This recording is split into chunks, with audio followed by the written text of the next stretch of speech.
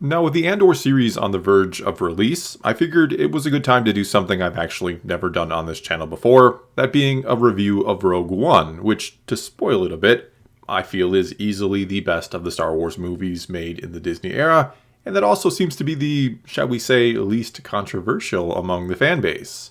And that's not necessarily because every single fan likes and or enjoys the film. Certainly there are plenty who don't, and certainly plenty who do. Rather, it's probably because the film managed to add itself into the lore, even making itself an integral part of it, essentially affixing itself to the very first Star Wars film.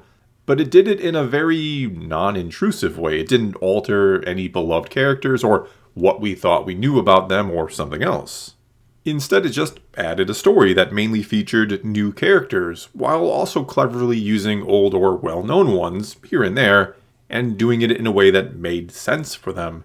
It was a story that filled in a sort of plot hole about how the Death Star could have such a glaring weakness or vulnerability, all the while giving more meaning to those lines in the opening crawl of A New Hope about the rebellion getting their first major victory and stealing the plans to the Death Star in the process.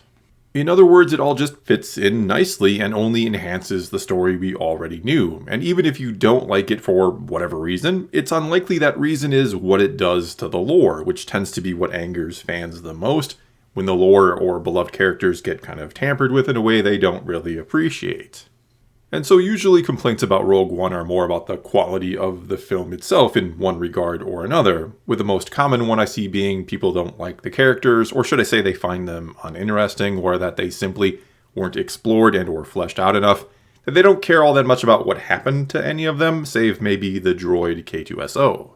And there's two ways to look at that, with a droid being considered the best character. You could say it's impressive to make a droid the most genuinely liked or interesting character in the film, or that it's a failure that the droid ended up being the best or most liked character, when in reality he's mainly in there for comic relief. And personally, I tend to find myself somewhere in the middle here, finding it both impressive and a bit disappointing that arguably none of the human characters were quite as enjoyable as the droid was.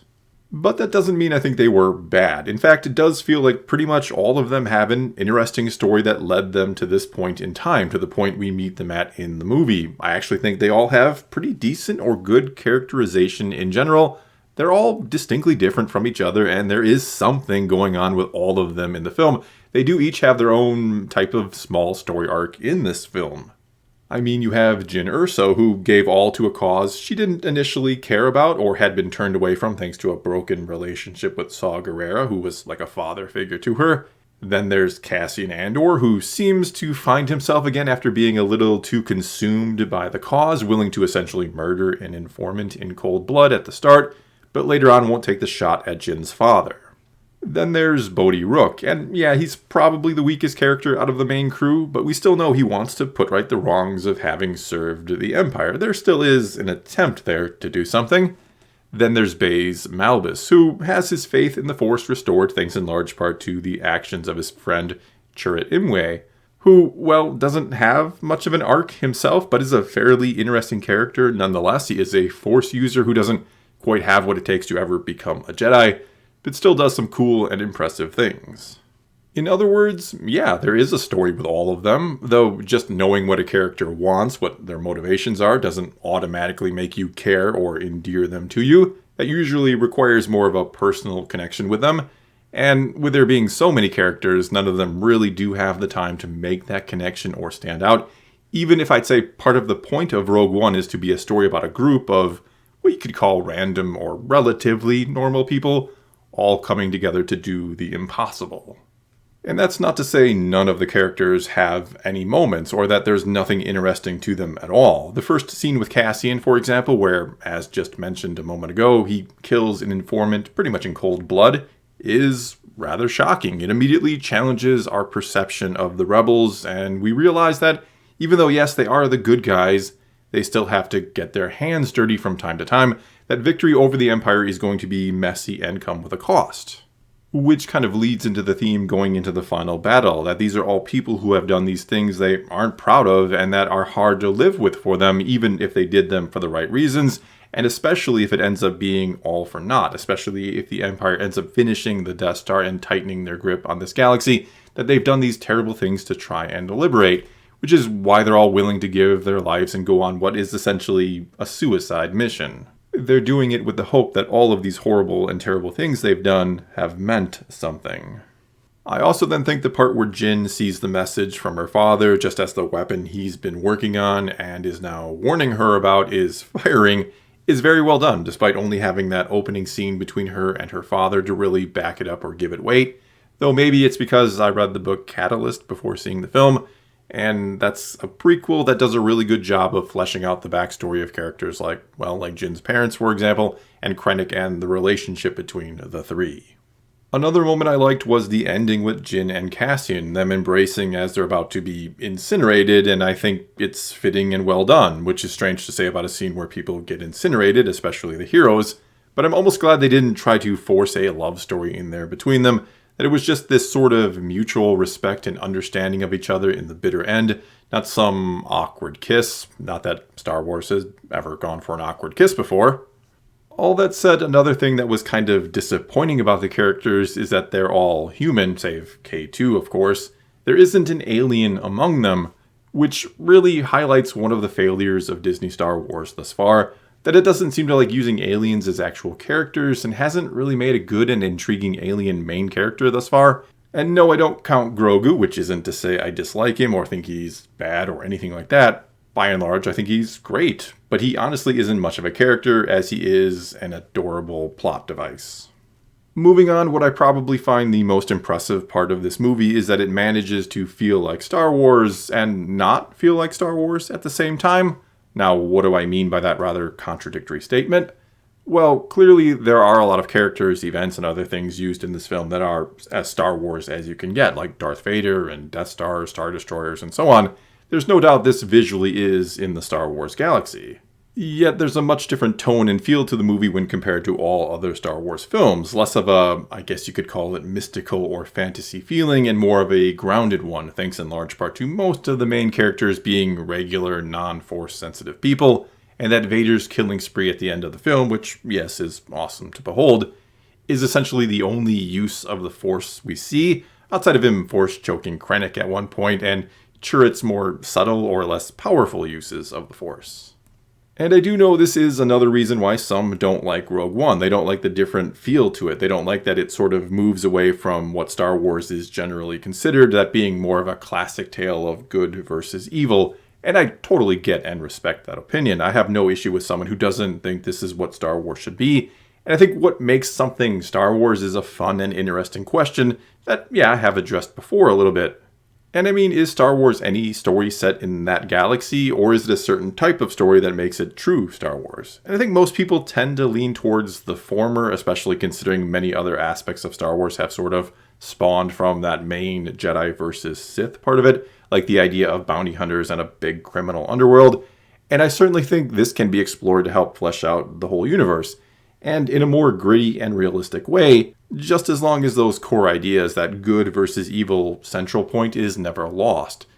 Moving on then, something else this film gets right, for the most part, is fan service. There's really only one blatant example of it which feels very off, that being when the heroes run into Dr. Evazan and Ponda Baba on Jedha, also known as the guys who will give Luke a hard time a few days later in that cantina on Tatooine. And I mean, does this ruin the movie or anything? No. But does it add to or serve the story in any way, shape, or form? No.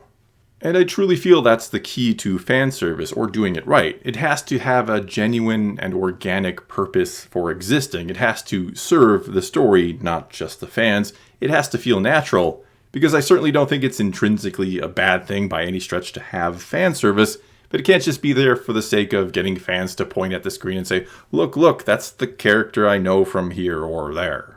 And right in this film, there are examples of really, really good fan service, and I hesitate to even call it that because it just makes sense for the story. It just fits. The best example of this would be the inclusion of Red and Gold Leader at the Battle of Scarif, as well as the death of Red 5 at that same battle, which explains why that'll be Luke's call sign at the Battle of Yavin a few days later. Then there's the inclusion of a character like Saw Gerrera, which I think is just a really cool thing to do because it connects different parts or aspects of Star Wars together without it being too overt or unbelievable. Yet at the same time, you do have to be careful about just how many connections like this you do, When you consider just how large and how many people are in the Star Wars galaxy, you don't want the same couple dozen characters being the only ones ever doing anything, or always running into each other. That said, the idea that after what we see happen to him in the Clone Wars, that Saw would become a more radical rebel makes sense and is a great callback to the Clone Wars, and is just enough of a connection to make one not roll their eyes at it. Plus, it's not like he was this huge character in there just to get attention. The same way Red and Gold Leader weren't at Scarif just to get attention. They make sense and fit into the story. And speaking of the Battle of Scarif, it is without question one of the best looking battles in Star Wars, both ground and space. I applaud how real the space battle in particular looks. That clearly a lot of time and effort went into it, especially the look of the Star Destroyers. They were amazing. As I also like being on ground level for the battle on the surface. That feels like you're really part of it, that you're in the trenches with them, especially when the AT-ACTs show up and really give you a sense of scope and scale. And just all around, this film is visually appealing. There is some terrific cinematography here, especially with the Death Star. Some of those shots are just glorious. This film feels big, as does the galaxy it is set in. In this respect, it is absolutely a Star Wars movie. It gives you, again, that scope and scale. However, that kind of leads us into one of the things that maybe didn't look so great, that being the digital recreations of the faces of Grand Moff Tarkin and a young Princess Leia. And in both cases, well, they looked like digital recreations of someone else's face. Mind you, they don't look absolutely horrible, but they don't look great either. Problem is, especially when it comes to Tarkin, I'd say he needed to be in this film. It would have felt more odd with him not in it than it felt odd having his digital face in it. In other words, when it comes to the end result, I think the pros outweigh the cons in this case. It didn't look amazing, but it was just cool to get Tarkin in this film. And again, he kind of needed to be in there for it to really make sense. And I think Leia having the plans handed off to her, the one she'd give R2 in A New Hope, I'm fine with that being the ending, even if it too didn't look fantastic. It just makes sense in my book and is a fitting way to lead into the story we know comes next. The other big complaint I tend to see in regards to this film is that it has pacing issues and feels a bit disjointed, no doubt because of all the reshoots that took place. And I do agree it's not perfect in this department. I also think maybe it should have just embraced what I thought the original idea was, to make this a flat-out war movie, to really put the war in Star Wars and have it be all about the actual battle.